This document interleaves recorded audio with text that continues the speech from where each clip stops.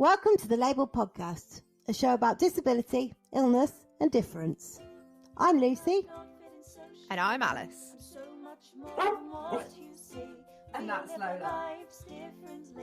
Kaleidoscope identity, and this is who I'm meant to be. I'm just labelled me. I'm just labelled me.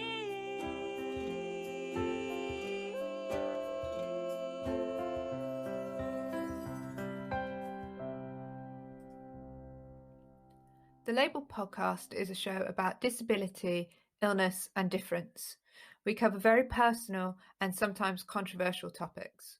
As such, listeners may hear language, including profanity or terminology that they find offensive. Please be aware of this as you listen to this week's episode. This week on lABLEd, we've got something a little bit different for you. We're doing a historical story swap episode where we're going to tell you about some people from history who had disabilities and chronic illnesses, and a bit about their lives and about what their disability or illness meant to them and how it impacted them. So Lucy's going to kick us off. Luce, who are you talking about? We're both bit history nerds, aren't we, really? So we thought this is a really interesting angle to come at. So today I thought for our first history swap, a few years ago, I think it was the 100 years of the suffragette movement. And 2018, wasn't it? Yeah, I think so. And when women finally got the vote. Yes, that's it. And I happened to think to myself, I wonder if there was any disabled suffragettes. So I got on Google. And sorry, I should just caveat that. I just want to go back and caveat that. Yeah. 2018, the year that most women got the vote. Not all women. There were definitely women who did not get the vote because of the colour of their skin or their social status, etc., etc. So when some women got the vote. So I Googled disabled, so just out of pure curiosity, and up came the name of Rosa Billinghurst. And I read about her story and I could not stop thinking about this woman who she was born into a middle-class family in Lewisham in 1875, and at 5 months old she contracted an illness which people these days believe was most certainly polio, which left her completely paralysed. Despite some recovery, she was left paraplegic and relied on calipers and crutches to walk. She did have a 3-wheeler wheelchair, which she called a trike. I don't know how a 3-wheeler wheelchair works, whether the wheels were at the front or I don't know. I assume it's a bit like I was going to say a wheelbarrow, but more like a Reliant Robin. Yes, with its But I can't. I mean, even when you see pictures of her sat down in it, they don't really do a side-on view of the chair. So it's like she's just sat in a chair with this 2 big wheels at the front and one, I presume, at the back. You can kind of imagine how it would work, although I imagine 4 wheels is probably a bit more stable. Yeah, because I mean, back in those days, didn't have cobbles on the streets and things, and you'd be like, and there's no suspension. Well, and I can't imagine there was, a great deal of ramp access or anything either. No. So this 3-wheeler wheelchair, which she called a trike, was pedalled by hand. And despite the difficulties, she was a stalwart campaigner in contemporary disability issues at the time. She was they describe her in my notes here as a prototype social worker. Oh, that's interesting. And with her sister Alice, worked with sex workers in the Victorian times in the Greenwich area, in the workhouses in Greenwich, and also as part of the Sunday school. Politically, she started out as a member of the Women's Lib Association and was radicalised by her experiences in the community where she worked. She joined the Militant Suffragette Women's Social and Political Union in 1907. So I don't know how much you know about the Women's Social and Political Union, but if you look at it now, so their motto was deeds, not words. So it was basically causing havoc so that people could not take any notice of you, which I think is pretty it must have been terrifying really for onlookers to see people, women smashing up windows and planting bombs and all sorts of things to get their point across. It must have been quite. Yeah, I mean, I suppose, they'd been living in a time where there had been a lot of words and nothing had changed, so they went for action. Yes. You see it in some political movements these days. I mean, look at recently the statue removal of the Black Lives Matter movements. There have been people campaigning to have that statue in Bristol of that gentleman. I remember reading that they'd been campaigning to have that statue taken down for, I think, 3 years, and the council just kept putting it off and making excuses and fobbing people off. And so, finally we threw it in the sea because I say we, I was not involved in that. There I am with my dog, just like, let's fucking do this. Yeah. It certainly makes you sit up and listen, doesn't it? If you know. Well, and I imagine, in the Victorian times where women were like children and seen but not heard, and had a very, strict place, and there were very strict kind of social rules, to have these women going, you know what, fuck this, I'm gonna throw myself under a horse, which is the famous thing, obviously. That it's a big deal. Yeah, so she basically started to get involved with the Women's Social and Political Union, and abided by the motto of deeds, not words.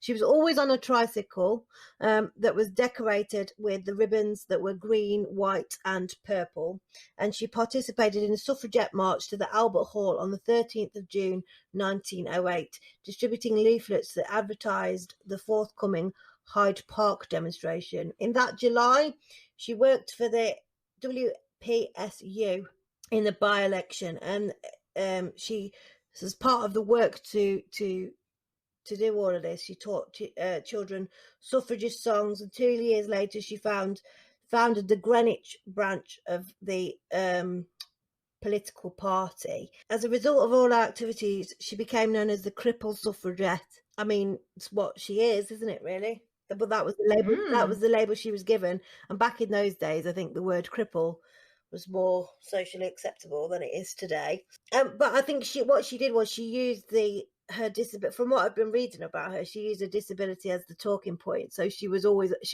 became renowned as the woman in the wheelchair who will most likely ram your ankles and anything else she can find. Yeah. So good for her. The thing that really got me was the fact that she obviously repeatedly came into contact with the police and authorities, and in November 1910 she was thrown out of a tricycle during the Black Friday demonstration, and police pushed her down the side street and removed the valves from her tyres.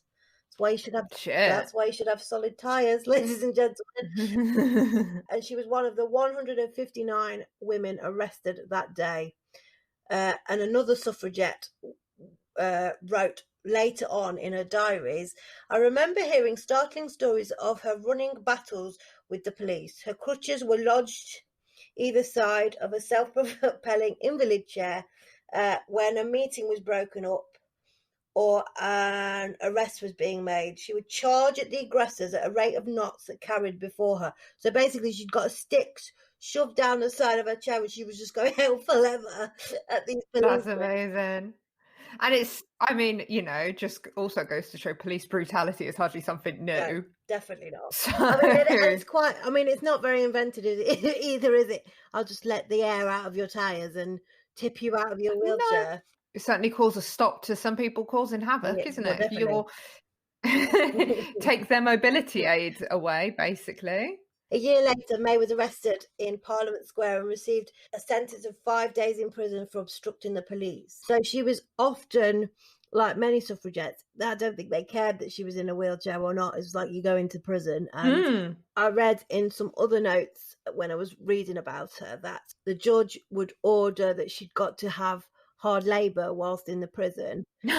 Right. But the prison guards were like, well, what do we do with her? Because obviously she's in a wheelchair. That we can't put her to that much hard work because she's incapable, or that's what they thought. So they would just sort of leave her in the corner and she'd go on hunger strike. She was in and out of prison, and then a year after the whole charging at police officers in the first instance, she was arrested in Parliament Square again and then sentenced to another 5 days. In March 1912, she was sentenced to 1 month's hard labour, this is it, in Holloway Prison after smashing windows as part of the campaign. She'd hidden Fuck yeah. She'd hidden stones under her wheelchair and was flinging them at windows in between her. So she got a rug over her legs with stones under her chair and was just like flinging rocks at people, which I think is quite brutal. I don't think I would go that far. Well, you know, she was fighting for a fucking cause. Definitely. I mean, she's one step away from like sticking a firework near a chair, isn't she? Really, I think. But it did make me smile that she just got rock. I got visions of like Firkin under her chair and this rock appearing from out underneath. Yeah, and then people turn around and she's just there with her nice plaid blanket, just like, not me. Yeah, you know, don't you? So that was in 1912, and then in the December of that year of 1912, she was arrested and then put in prison for 8 months after being found guilty of firebombing Deptford pillar boxes. This was part of the campaign which saw the government claim to have destroyed more than 5,000 letters. So obviously she was putting firebombs in post boxes. Although I don't know why they would put a firebomb in a post box. I don't know. If you think about what time, like the time that it was, how were you communicating with people? If it was telegram, it was talking to people, or you were writing to them. Well, that's true. And what did you say? 5,000 letters? 5,000 letters, yeah. Yeah, that's like, you know, that's a lot. It must have been quite a scary time, really, to be I mean, because I think I'm passionate about issues, but I don't know whether I would firebomb. Not that passionate. No, there's passion and then there's passion. I think these days, though, if you firebombed a post box, it just mostly upset grannies who had sent their nephews inappropriate cards in the post. So yes. But there's no birthday money coming this year, little dog. Yeah, exactly.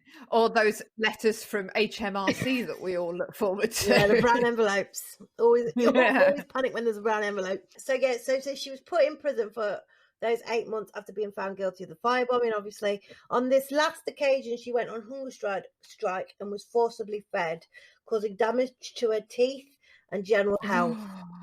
Now, God. I watched a programme about them force feeding suffragettes, and it's absolutely horrific.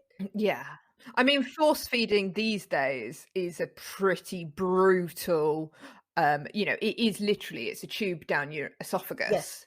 Still, you know, and if that's what they're doing in 2020, I cannot imagine what they were doing in 1912 was a very great deal better. No, I think from what I can remember of the documentary I saw years ago, it was a lot of metal tubing, so that their throat, because obviously they'd be struggling, so their throat would get nicked on the way down. It's just horrific, and it would be like porridgey type.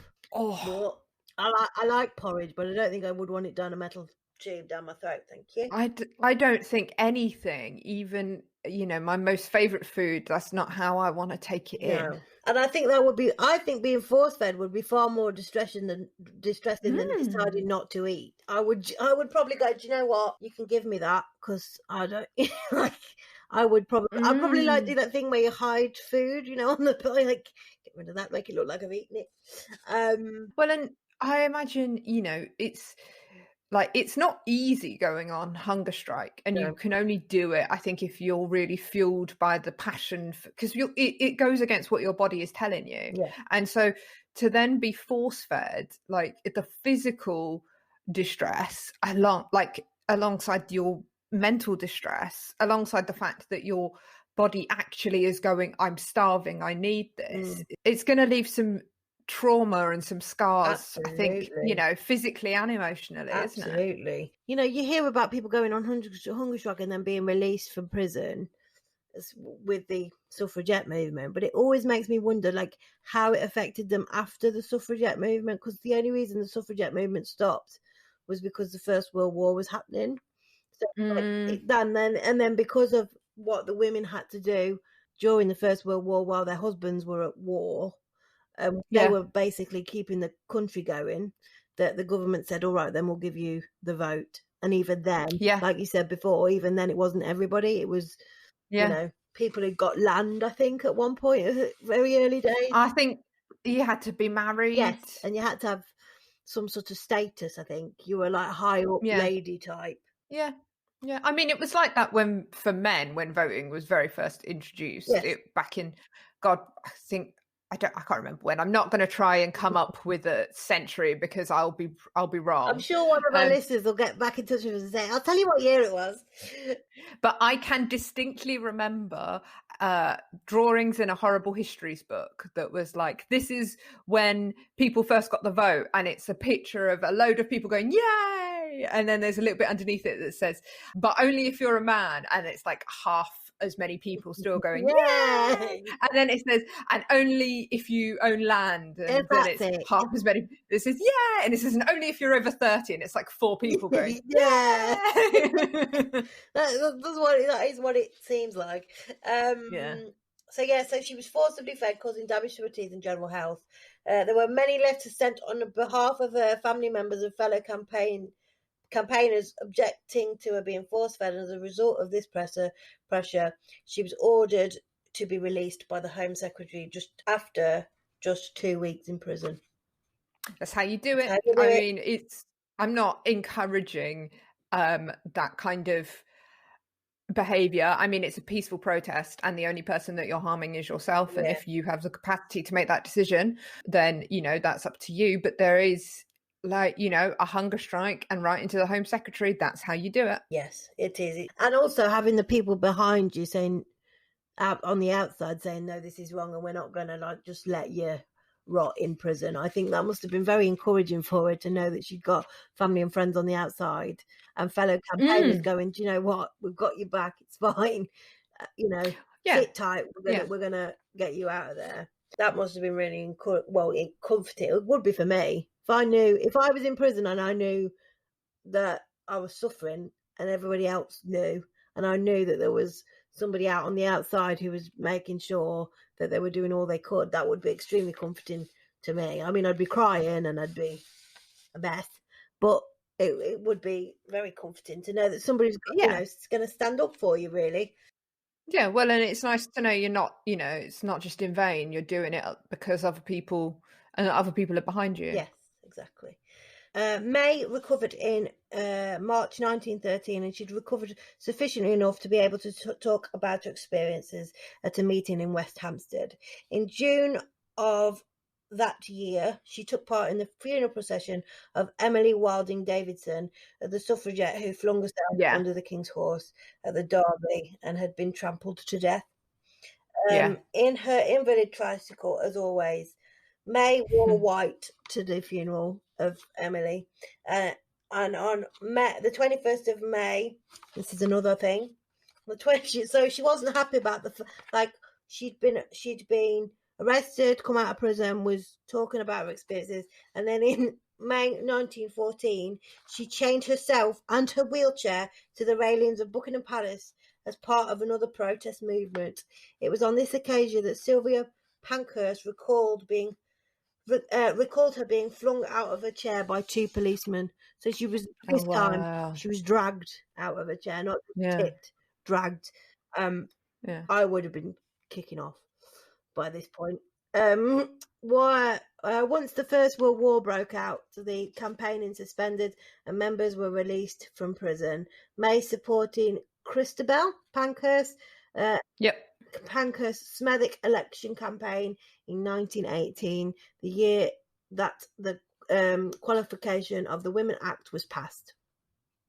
After women's suffrage had been achieved, May ceased to be so politically active. I think she wanted a rest.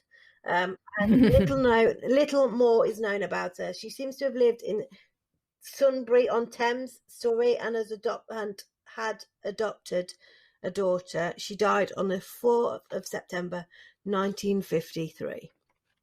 Oh, So that's nice. is Rosa May Billinghurst. Oh, Yeah. that's cool. She seems like a fascinating lady, a very strong will. I mean, to be thinking I'm going to ram that shop window in, and I think what's really cool is that she didn't. It's kind of cool that she used her disability almost as a weapon in this, you know, and like you were saying when we were talking the other week about her being in a unique position and being the only disabled person in the room, being a position of power. She took that, you know, she said, I'm going to make use of this. And instead of letting my tricycle or, you know, my mobility aid be a symbol of me being unable, which is obviously what, you know, where disabled comes from. She went, no, I'm going to use this as a place to store my rocks to throw at people. This is a storage capacity. Yeah. It's actually just a useful, you know, a useful thing to store, like, you know, missiles and I think the fact as well that she wasn't frightened of using her mobility aid, because I mean, some people kind of sort of, they could want to maybe hide their impairment if they're doing something so high profile, but she decided, no, I'm going to use my tricycle. And, you know, she was known as the crippled suffragette. It's like a superhero name, isn't it? Yeah, I mean, it's not very catchy, but yeah, exactly. No. It's like, you know, she became recognisable, and I think maybe the political party used that as she's a recognisable face. Send May. She's a recognisable face, and I just think it's a fantastic story. I mean, there was several other suffragettes who were disabled in some way that May sort of teamed up with when she started working and campaigning, you know, creating leaflets and things. But there was only like a handful of them, and she's the most well-known one. Well, and I think, you know, one of the cool things about, you know, her being the crippled suffragette and the fact that, you know, as you say, the suffragettes as a kind of a campaigning group, let's make use of her. People know her. I mean, that kind of goes to show that she was being supported. She wasn't part of this campaigning group that they were like, oh no, you can't have a disabled person. You know, they saw her as a woman who deserved rights, regardless of her physical condition. Absolutely. And, you know, that's a real, I mean, it's obviously what you would expect from an organisation who are trying to break down barriers of injustice and inequality, but you don't always see. But, you know, the suffragettes were going, well, you know what? You deserve equality as much as everybody else, because it's not about your physical self. In the same way, it's not about your gender. It's not about your physical self. You still have rights, and you should still be able to have an input into democracy. Absolutely. And I quite like, I get a feeling reading her story that it's like the political party she belongs to were all about being inclusive. It wasn't just like white able-bodied women who have been married for 40 odd years. They seem to be, to me, be very inclusive, because if they're sending May to go, if you want to go and chain yourself to Buckingham Palace, you go and chain yourself to Buckingham Palace, and we've got you back if it all goes wrong, which I think is a nice message, really, because you think of Victorian times and you think of like disabled people in the workhouse or performing on the side of the streets with dogs and freak shows and stuff. But actually, back in Victorian times, the disabled people who took part in the freak shows, actually, they had quite a lot of agency, didn't they? They did, and they took ownership over, because they were earning their own money. They, you know, all right, they were being called freaks and things, but they were earning their own money, and it was good money. It depended, you know, if they could make their disability look worse than it was, they did get even more money, you know. So they get an assistance dog who could perform tricks. And I mean, it certainly, from what I've read, people with disabilities, certain, who took part in freak shows had more agency.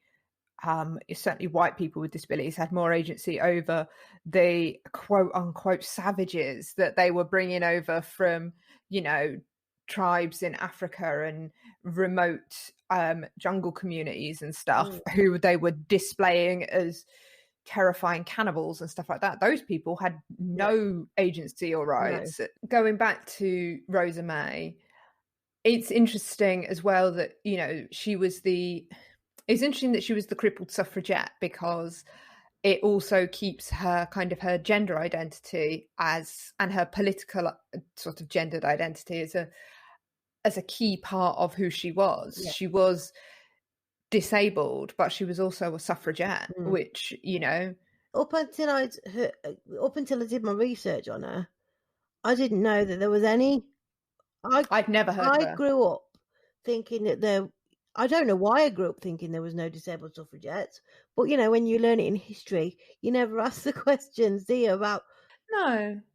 And I mean, I'd heard of the Pankhurst, and I'd heard obviously of Emily Davidson, and I'd heard of Alice Hawkins, but that's only because we got the same name.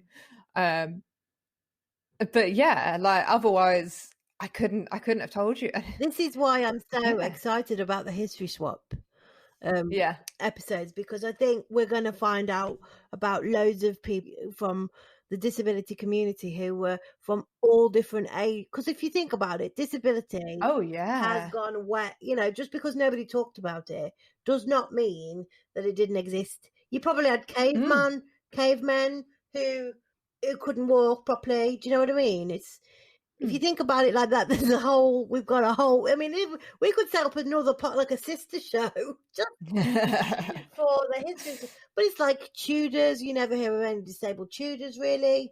Well, and all this, the stuff you do hear about disabled people in history is usually very much that kind of the invalid from literature. That's certainly what I think of, definitely. and so to hear a story of somebody like Rosa May, who is kind of a badass, absolutely, and it's just unbelievable. It's really cool to hear. She's got more guts than I have, because I'm a bit scared of like confrontation or doing anything wrong. I'm like, oh, really? But she has just gone, no, this is not on, and I'm not having it. And I think it's a fantastic story. And I think if I'd have known about that when I was a kid, learning about the suffragette movement and all that kind of thing. I mean, and this was like 2 years ago I learned about her originally, and I still can't stop thinking about her, because I just think that, she could have quite easily have said, do you know what? I've got enough crap going on. I'll just leave you ladies to it. Good luck and congratulations. Do you know what I mean? Yeah. Yeah, you've got my support, but from over here where I'm sitting quietly. Where I'm sitting quietly in the warm, and my legs, I've got my blanket on my knee. But she didn't. She went, I've got a blanket on my knee. Let me stick some rocks under it and see what I can do. And it's just, I think it's amazing. She's amazing. Yeah, no, that's really cool. So today I'm going to talk to you guys about Sarah Bernhardt. Sarah Bernhardt was a French stage and film actress in the late 1800s and early 20th century. Although she was not disabled for the majority of her life, in 1915, at the age of 70, she underwent an amputation of the right leg above the knee. And in spite of her age and her acquired disability, Sarah continued to act right up until her death in 1923, when she was 78 years old. So she was 70 when she had her leg amputated? Yeah. Wow. Sarah's really interesting, I think, because she's a really interesting representation of disability, particularly considering like when she was alive and the sort of the expectations and the medical limitations of, disability and life with a disability at the time. For her whole life, she'd been like really strong-willed and quite a sort of scandalous person, doing whatever she wanted, like with whoever she wanted. And and I really liked that, like, unlike a lot of the stories of disability in sort of the 1900s where you think of like Dickens and stuff like that, Sarah, like, even after acquiring her disability, she just refused to let her personality or sort of the way that she was represented in the media be any different. Right, okay. So a little bit about Sarah. She was born in Paris in 1844 to an unwed mum named Julie. Mm-hmm. She was very poorly from birth. She was small, she was anemic. And at the time of her birth, her mum was living in almost like on the poverty line. Right. Her mum, Julie, actually sent Sarah to live with... It's weird. She sent Sarah off to live with her father's former nanny. Her father's... So Sarah's dad's nanny. Right, yes. From when he was a child. I mean, at what point do you go, okay, yeah, that's a really easy connection to make in my address book? Yeah. Well, she was living on a farm in basically the middle of nowhere, and Julie was living in Paris. And so she was just like, here, stranger, have my baby. Yeah. You know that boy you used to look after when he was really, really tiny? Well, I married him and we've had a baby. Well, no, and... but she didn't marry him. She had an affair with him. Oh, yes, she did. Sure he was married to somebody else. That is, I mean, who puts you in contact? Yeah. I'll go on to talk a little bit more about Julie. She's, I'm not sure she was the most maternal of ladies. Okay. That may explain a little bit. Yeah. Yeah. So after she'd been like palmed off to the nanny, mm-hmm. where she lived there until she was 5. Right. And there would even be a period of time while she was living with her nanny, like the nanny used to write to Julie. There was a period of time where Julie forgot to tell the nanny she moved. Julie. Yeah. And like, I mean, the nanny was not great. No. She was not I mean, she'd been a nanny and now she'd gone off and she'd got herself a husband in a new life, and she probably was not like, oh yeah, I still want to be in a fucking nanny. So still in the nannying trade. Here's yeah. my card.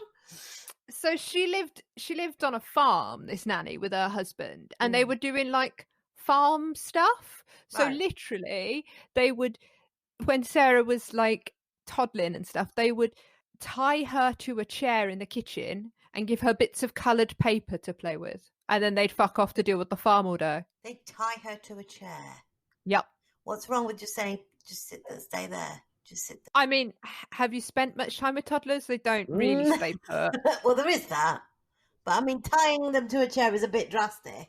I mean, all of this actually, like, there was a whole incident where Sarah fell into the open fire in the kitchen. So all in all, excellent nannying there. Yeah. It's pretty bad. Like, all of this neglect had a pretty bad impact on Sarah's development. She had some quite sort of not serious developmental delay, but she didn't actually start walking till she was nearly 2. Okay. Which, you know, considering that they say most babies are like walking at 1 and talking at 2. She was 12 months behind. And when your entire life has only been like 24 months, that's quite a lot. But there was nothing delayed about Sarah intellectually. Right. In fact, from a really young age, she was sharp and she was dramatic. She was a real diva. When she was about 3, her and the nanny's new husband, who was husband number 3, actually moved into a 2-room flat in Paris, back from the farm. Right. Again, massive, like on the poverty line. There was so little room in the flat that Sarah was sharing a bed with the nanny and the nanny's husband. Oh. Yeah. There was very little food. Sarah was seriously malnourished, very underweight, probably suffering with tuberculosis as well. She continued to be neglected by the nanny, sort of, and her new foster father used to have Sarah doing sort of manual labor's not right, like housework. Yes. Like carrying pails of water from the communal well outside. So how old was she again at this point, did you say? Or did 3. She was right. Wow. Yeah. When I was 3, all I wanted to do was watch Playdays. Exactly. So she didn't have the most supportive start. So she would get visits from her mum every now and then, sort of every 3 to 6 months. Right. And her mum was living with one of her sisters, and they were both a bit sort of living these lives where they were kind of somewhere between like it girl and sex worker. They were sort of like a little bit like celebrities in social sort of in social Paris. So they were like known, but you didn't really know what for, kind of. Yeah. Well, it sounds like they were living a very lavish and like frivolous lifestyle, and they were like the trend girls and stuff like that. Yeah. But they didn't actually have any money of their own. It was all everything that they were doing was being paid for by like friends and lovers. Right. Okay. So one day Sarah's just out playing on the street outside her flat in Paris when this extravagant carriage pulls up at one of the neighbors' houses, and Sarah recognizes this beautiful, fashionable woman who's getting out and going to visit one of the neighbors, and it's her aunt, her mum's sister, who she's been living with. Right. This woman hasn't come to see Sarah. She's come to see somebody else. And Sarah, and this is a classic sort of Sarah thing, she sees this woman, she recognizes her aunt, and she throws like on the dramatics, and she's going, oh, it's my aunt, and if you please don't leave me here, and it's like wailing and begging and saying, oh, if you leave me here I shall surely die. She's 5. She's laying it on thick is basically what she's doing. I mean, she's probably not entirely wrong. No. You know, she's malnourished and neglected, but she's seen that carriage and thought, I want to go. Yeah. So her sort of shrieking in the street brings everybody over to be like, oh my God, what's going on? And her aunt hadn't seen Sarah for a year. So she's coming to visit the person who lives next door to Sarah. She probably doesn't even know Sarah fucking lives there. She's just and then there's this child in the street that's screaming at her. Yeah. And she didn't recognize her at first because Sarah was so like emaciated. Right. All these grown-ups come around and they're like, okay, no, don't worry, we'll like calm down, Sarah. And her aunt promises that she's not gonna take her home now, but she'll go away and she'll fetch Julie, Sarah's mum, and they'll come back tomorrow. Right. Sarah is sent off to like back upstairs into the flat. Yeah. And she's like, this is bullshit. I really don't think you're coming back. No. It's particularly interesting because we find out later that I'm not quite sure how Julie's sister was going to fetch Julie and bring her back the next day, because Julie was living in England and hadn't told her daughter. So, she seems to do a lot of this, like midnight flicked. Like, I don't like this now, I'm off. Bye. Yeah. So basically what Sarah does is she in fact I've got a quote from the biography I read that's called Sarah as I Knew Her. This is Sarah's upstairs in the flat overlooking the street, and her aunt's gone back in her coach and she's going home. She said, I'll be back tomorrow, love. Yeah. So quote begins: the coachman clucked his horses and the equipage moved away. But before he had gone 2 feet, there was a heart-rending wail and shriek, followed by a chorus of affrighted shout, and a body came hurtling past the coach to the pavement. It was Sarah. The child had attempted to jump from the tiny first floor window into the coach as it passed. So she obviously thought to herself, my aunt's not coming back. My mum is not bothered. I've got to get out of here because, like, this is my ticket out of here. I'm going to jump. Yeah. Wow. And she had she thought she'd land in the coach or on the coach. And she didn't. No, she did not. Blimey. Yeah. So after the fall, Sarah had multiple fractures and was laid up in bed, supposedly unable to walk again for the next 2 years. Wow. Yeah. Well, I mean, it was 1850 something. There's probably not a great deal they could do. No. So a quick run through about the rest of Sarah's life. After recovering from her fall, she was sent off to a convent where she was expelled 3 times. Once for organising a breakout in the middle of the night, where her and a bunch of friends went on a 12-hour frolic through the French countryside. She was known for having a really fiery temper and being really stubborn.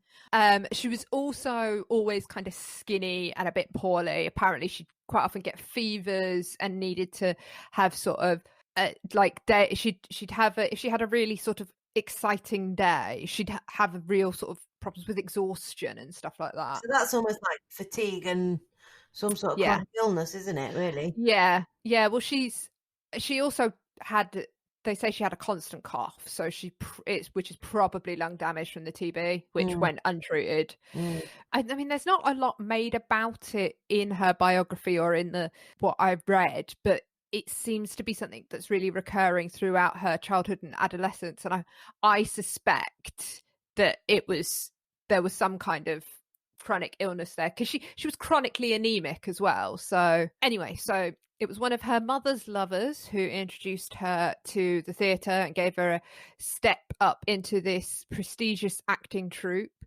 Sarah became known for her golden voice and the physicality of her performances. Right. Over the next 40 years, Sarah became one of the most famous women in the entire world. Some people have even called her the first global celebrity. Wow. Despite only ever performing in French, Sarah travelled the world appearing in plays or just doing like tableaus and monologues. Making appearances, basically. Yeah. All over across Europe, in England, across America. She was like the poster girl for face creams and like car adverts. Wow. And rubbed shoulders with some of the most famous, was seen with Oscar Wilde. She was friends with Mary Todd Lincoln, Abe Lincoln's missus, and one of Victor Hugo's actresses in several of his plays that he wrote and directed. So like a lot of celebrity. How long was Sarah that famous before she lost her legs? Was it like 5 years, 10 years, less than 5 years, or no? It was. We're talking 40 years. Okay, right. She got into so she was well established then. Oh yeah, definitely. Yeah. She got into acting, in her 20s and sort of 30s, was very, very famous by her mid-30s, was a bit like Elizabeth Taylor, was having these affairs with her leading men. She had a son out of wedlock herself who she refused to tell anybody who his father was. And this was during the time of Napoleon. Right. And eventually it came out that it was Napoleon's brother was the father of her son. But her son said, and it's an awesome quote that basically said something like, "I never cared who my father was because Sarah Bernhardt was my mum." I mean, what a statement. I know, right? Yeah. I mean, that's got to make her feel good, hasn't it? Exactly. Because she was basically so Napoleon's brother was like the Prince of France, and yet she was so famous that her son was like, So my dad might be the prince. My mum's Sarah Bernhardt. I mean, that is amazing. I know. If I ever have kids and they're like that about me, I'd be like, yeah. So, like a lot of celebrities, she was a bit mad. She had a menagerie of wild animals, including a monkey and a lion. And she was really famous she designed her own coffin. Okay. I mean, that's some forward thinking. She had it made before she died. Yeah. And then she would take it on world tours with her. Oh my God. And would leave it at the end of her bed. Oh. She slept in it sometimes. Oh, no. And there's a famous series of photos of her. Because this is the thing about her. She became famous at the the start of photography. Yeah. And so that was one of the things that made her so famous. Yeah. Yeah, there's a series of photos of her lying in her coffin, all dressed in white with her eyes closed, that sort of is really evocative of this famous painting of Ophelia from Hamlet, which she had played and had sort of, acclaimed a performance. As well as playing Ophelia, Sarah was known for playing male roles, including Hamlet himself, and she really refused to be constrained by sort of gender roles and by age. I fucking love this, right? She played Joan of Arc, who was 19 when Sarah was in her 40s, and that is amazing. I know, right? And she was so famous, like you couldn't, it wouldn't happen these days. Alice, do you think she must have surrounded herself with people that had gone, yeah, you may be 40, but you do look 19? I think it was more like these days, yeah, a film producer would be like, no, she's too old. And I think Sarah probably sat there and went, don't you know who I am? Yeah. This is what I want to do, and we're going to do it. Whether you like it or not. Absolutely. Yeah. Yeah. And also, I think as well, because she was so famous, she had that star power behind her. And she was really talented as well, which it wasn't it wasn't all just talk. She was really talented. Yeah. The play that Moulin Rouge is based on, she played the main character in that, the courtesan. She played that role until she was well into her 60s. Fabulous. Like this sex idol. I just think she was a badass. And this is I know I haven't talked a lot about her disability yet, but this is the thing about Sarah, is that she was like this before her disability, and after her disability she went, no, I'm still fucking badass. Yeah.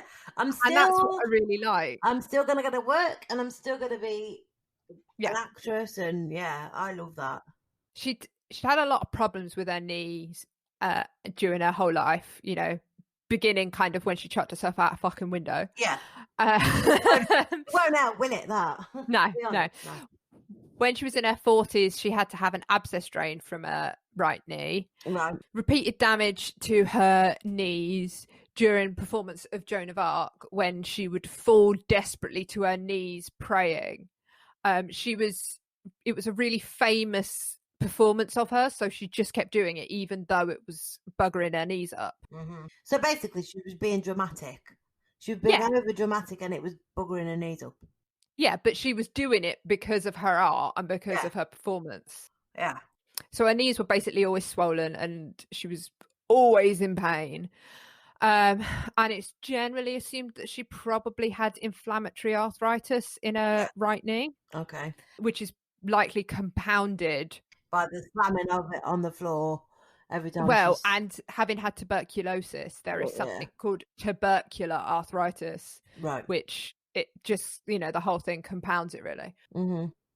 So the final straw for Sarah's leg came when she was performing in a play, La Tosca, in which the opera is based on, right? Where she's a heroine who basically hurls herself off a castle wall to kill herself at the end of the play. Yeah, and feels like a very on-brand role for Sarah. She likes throwing herself off stuff, basically. She's definitely like a melodrama kind of lass, isn't she? Yeah. In one fateful performance, the mattress that Sarah was supposed to land on was not placed properly, and so when she flung herself off the castle, she landed on her knee, and they basically had to cut the tour short. And she spent the next year with her leg in a cast and just on total bed rest, in the hopes that it could help heal the injury. Yeah. So did she break her leg then? Is that, or was it ligament, or? It's not clear because, they didn't have x-rays and shit like that. No. But some people think her leg went gangrenous. It was swollen. It was hugely, hugely painful. And, after... she's 70. No, she's in her late 60s at this point. Right. And, she knows that she's not going to live forever. She's still got shit to do. Yeah. And she's stuck in bed for a year. I don't think this is the sort of woman who's happy to sit around in bed for a year. No. So eventually she decided she just wanted fucking rid of the leg. Mm-hmm. You know, she'd been struggling with knee pain for 30 odd years, but the doctors refused to amputate it. Even though it was all smashed to smithereens, painful, they wouldn't. Why? Yeah, I think it was probably like limitations of medicine at the time. You know, this was 1914, 15. But I think it was. I suppose these days they'd go, okay, yeah, we agree with you. I don't know. I think there's also an element of, and I think a lot of, particularly, you know, our chronically ill listeners will sort of get this. Is there's an element of doctors going, no, we know best. Yeah. Oh, and Sarah was just like, no, fuck off. So she wrote to one of her many lovers, who was a medical doctor named Samuel Posey, I'm probably butchering that. I basically said that if he didn't arrange to have her leg amputated now, she would shoot herself in the thigh, and then they would be forced to take the whole thing. I mean, that is, it's drastic, but it's a call to action, isn't it? Yeah, she said, I want to live what life remains to me. Well, that's fair enough. I can completely understand that. Yep. So the amputation was authorised, and in 1915, Sarah's leg was removed above the knee. So she had like a stump then. Yeah. Right. I really love that this was Sarah's decision. Like she's weighed up these choices and stuff, and she's just like, no, I'm not going to let you be like, you doctors dictate this decision about my life. Yeah. Being laid up in bed for a year as well, you've got plenty of time to mull the decision over, haven't you? It's not like she's gone, do you know what, cut my leg off now, and not had time to think about it. Yeah. She spent, and because there's no TV, you can't stick this morning or distract yourself. So she spent a lot of the time with her own thoughts and weighing up the decision, and it can't have been an easy decision. Well, maybe it was an easy decision to make because her leg was that painful, you know? Oh, yeah. It's quality of life, isn't it, really? You've got to consider. So she was so famous, right, that after her hearing that her leg had been removed, P.T. Barnum, you know, the guy, he wrote to her and asked if he could have her leg to display to the public. I've just got visions of Hugh Jackman carrying a leg around going. And then she wrote back to him and she said, oh, my leg? Which one? I know. Brilliant. I know. Absolutely brilliant. I know. She had her leg amputated in February, I think it was, in 1915. For the end of the year, she was back on stage. Fabulous. Yep. Go on, girl.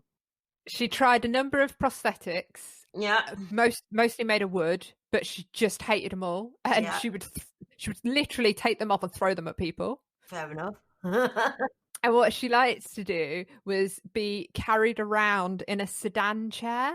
Yes! Like, I know, right? Like a fucking queen. I might get rid of my wheelchair and just get people to carry me everywhere. I know, right? She had it custom built herself as well. Of course she did.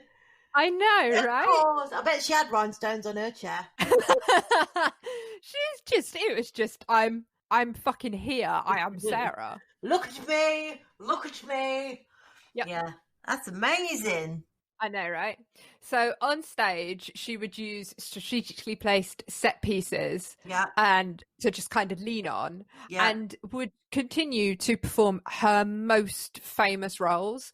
She would do quite often like she's 70 now as well. Yeah. So she'd do them in like fragments or sort of like tableaus, like I said before. So basically she's going around doing the best of, isn't she? Yeah, exactly what she's doing. Yeah. Exactly. And what she was so famous as well that she would take her like her greatest hits bits and she'd change the like context and the content of the plays that she wanted to do to fit her and her disability.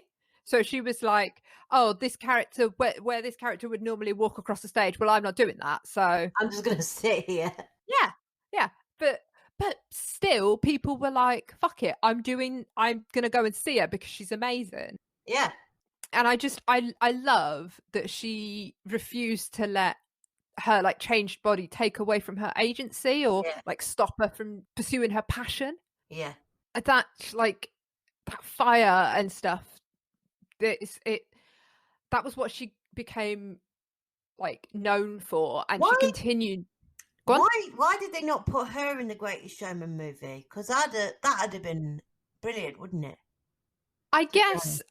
I mean, the only reason I can really think is because by the time P.T. Barnum was around, she was in her 70s, and Hollywood probably went, oh no, she's too old. We're not having an old disabled woman. Old and disabled on their own, never mind old and disabled. As one hit. I think whereas I think if Sarah was here now, she would just be like, no, I'm like, she would have stormed that movie. She would, and it would have been called The Greatest Sarah. I love her. No, she's brilliant. She continued to be like scandalous, and she was reported all over the press for doing all sorts of like shocking things, even continuing to have a disability and stuff like that. And I loved her. I loved the things that she did. She does perform differently, like following her amputation. And of course, you know, she has to. Yeah. She was still hugely, hugely famous in France. People talk about her performance as like she performed to the French troops on the front lines during World War One. Like after her amputation, she was carried in a sedan chair to the fucking front lines. Yep. What an image. What an image. And she's there. She's accompanied by a group of young actors who all are like, oh, I don't know, she's not going to have the stamina to do this and all of that. And like they didn't think she'd manage a day in war, but they got there and they hadn't really even thought about Sarah. So when they got there, there was like the stage was raised up. Right. And so Sarah had to be hoisted onto it to be able to access, like to get onto the stage, because she couldn't. Everybody else had to use a ladder. So she's there. Like, I take it as well, but when she was moving around the stage, she was hopping, I would imagine, because she's not got a false leg on, has she? She's sort of... Yeah. And I wouldn't imagine she was stationary. Yeah. Yeah. So she's surrounded by these people who think she's not going to be able to do it.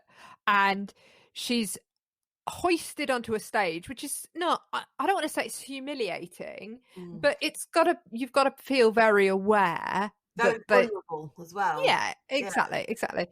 She's in front of these thousands of troops who have all been in battle as well, so they're like apathetic and downtrodden, and you know, it's France in the First World War, like the First and Second World War. France got absolutely smashed. Yeah. And she still gets up on stage, and I got another quote. Does it say, I can't see who it's by, but all of the sources for everything that I've got on here are going to go on the website and in the show notes, so don't worry, guys. So, with a rhythm that surged like the sounding of the charge, it brought the troops to their feet in applause for this old woman of genius who clumped along on her poor leg and in her little sedan chair to give her blazing heart and valiant smile to the men who were suffering for us and for their country. I know, right? Yeah.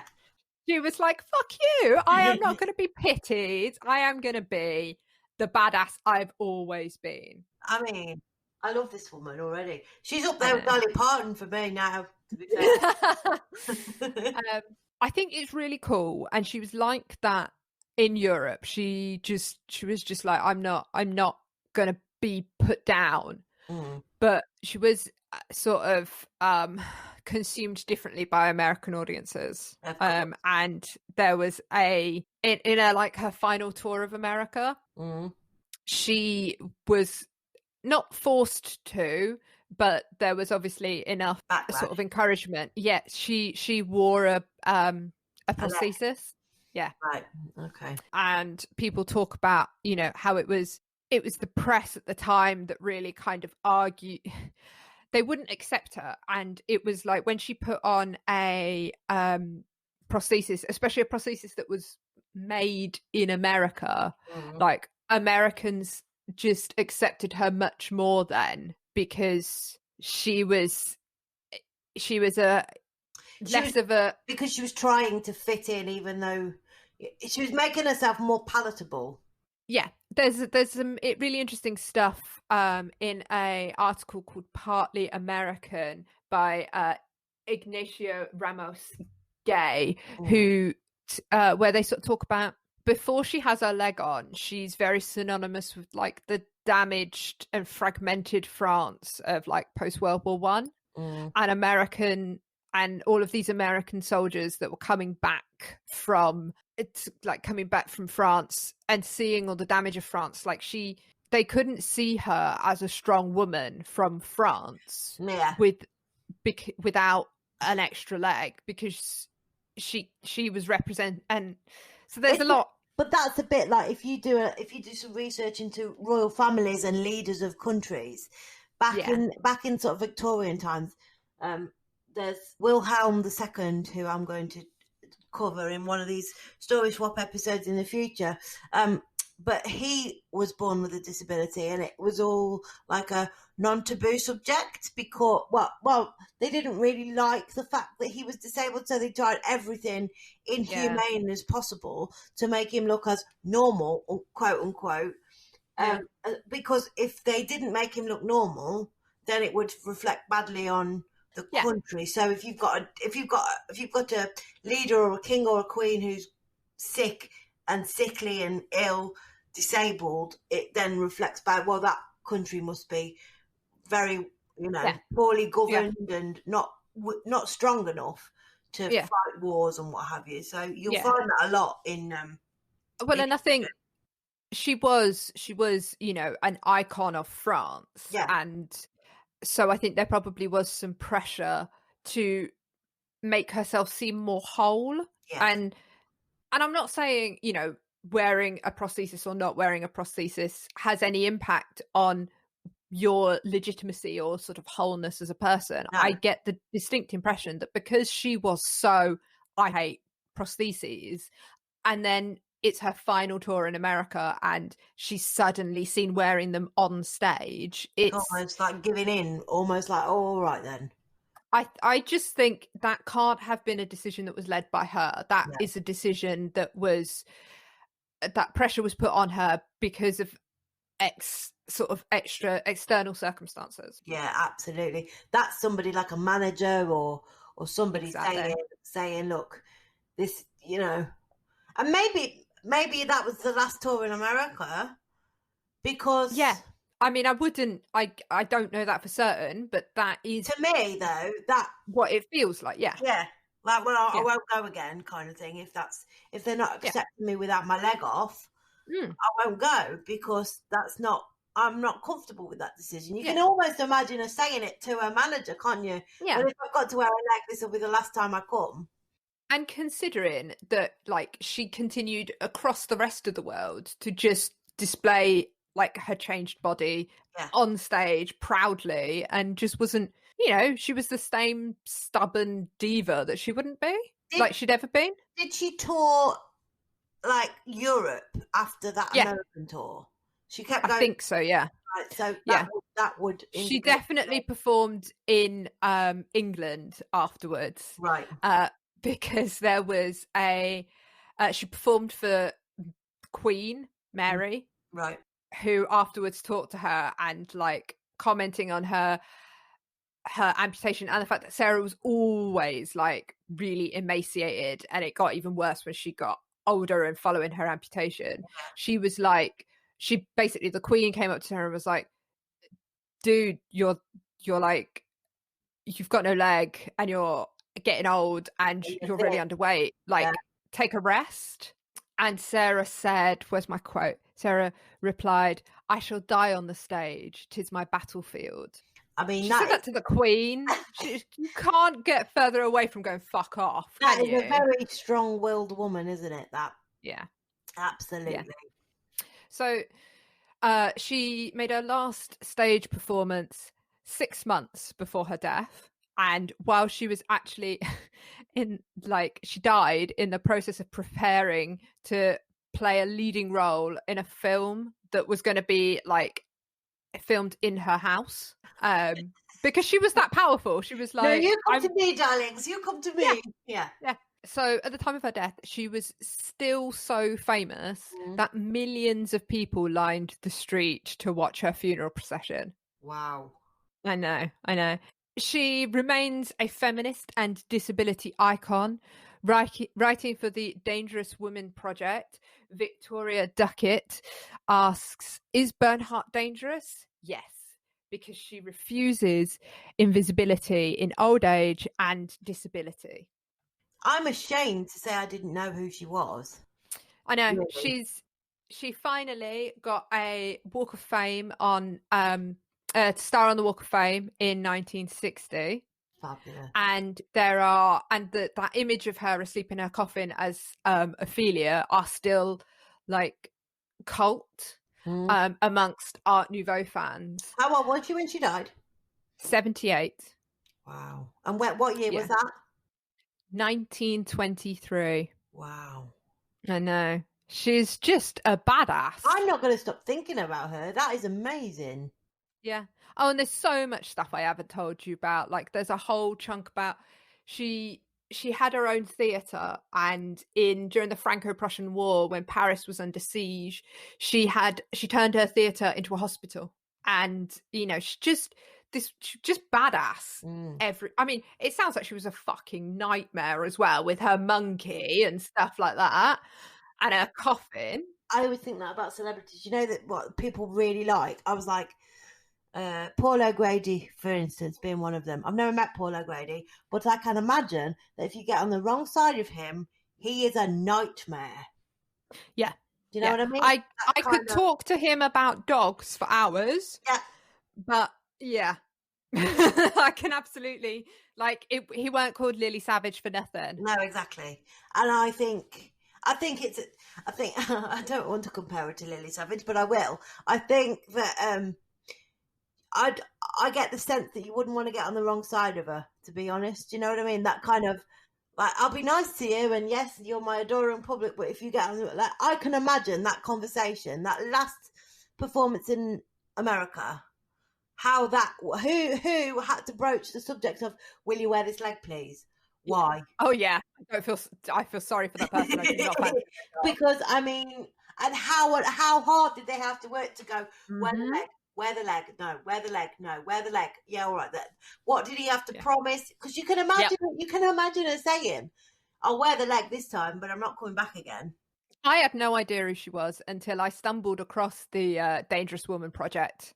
Victoria Duckett. I would absolutely encourage anybody who's interested, have a Google, go and have a read, because there's some brilliant. I think that Rosa May is on there as well. Yes. So yeah. I think Sarah's story would be very different if she was born with a disability. And if she didn't have the power and the popularity before she became disabled, I don't think we'd know who she was, even if she was a hugely talented actress, because she only got away with what she got away with because she was, already powerful, and so powerful that even when she lost her leg, and that element of kind of, the typical patriarchal power system was taken away from her, that ableism, she was still 10 times powerful than most other people. Yeah. And that must have taken a huge leap of faith as well, to think to herself, right, I've got all this status, all this power, everybody knows who I am. To go, my life is so badly affected by the pain that I'm in that I would rather lose all of that. Yes, exactly. Than keep my leg. Yeah. That must have been that takes guts to make that decision and go, okay. But it also makes me wonder whether how hard she had to work to keep at that level. Yeah. You know what I mean? To go, I've got a leg off, but I'm still the Sarah you knew from before who had two legs. Yeah. Yeah. And it's definitely different because she's you know, she was performing whole plays in Paris to packed out theatres, and it looks like after losing her leg, she was doing, you know, yeah, exactly. Yeah. So it isn't the same level of sort of fame and success, even though she was perhaps less successful in terms of the crowds she was maybe pulling in or how infamous she was after her amputation. I think it's just the fact that she didn't stop. She didn't become less famous or less popular because she stopped working for it. She kept working for it. She knew what she wanted. I wonder if she became like Sarah, the actress, you know, the one that lost the leg, instead of Sarah, the actress. Sarah with the golden voice that she was known as. Yeah, exactly. Yeah. So I wonder whether she used that to her advantage, and like if that's what they want to see, that's what they're going to get. Do you know what I mean? That kind of... Because I know in certain circles I am known as Lucy, the one in the wheelchair. Oh yeah, I am absolutely Alice, the lady with the guide dog. Yeah. So I make it work to my advantage. Yeah, it's great. I'd love to interview her, but actually I imagine, as you say, she'd be an absolute nightmare. Nightmare. Yeah. And she didn't barely spoke any English, so we'd have to work through a translator and all sorts. So that episode will be 4 hours long instead of an hour. Yeah, and it'll be mostly just me going, you know, you're really awesome. Do you want to come on our podcast regularly, please? Yeah. No, what a woman. Sarah Bernhardt, everybody. This story swap episode, I think, is the best one yet. I mean, considering it's the first one, it's definitely the best one. That's what I was setting you up for a joke there, doing that. We're going to have to go some to beat our next episodes, to beat this episode. Yeah. It's a strong start. We've got Rosa May Billinghurst and Sarah Bernhardt. Yeah. Yeah, two badass disabled ladies. Thanks for listening to the lABLEd podcast. If you like the show, please rate, review and subscribe. You can follow us on social media at lABLEd podcast. Our thanks go to our editor Adam Hall, our music composer Maisie Crunden, and our graphic designer Sarah Coley. We'll see you next time.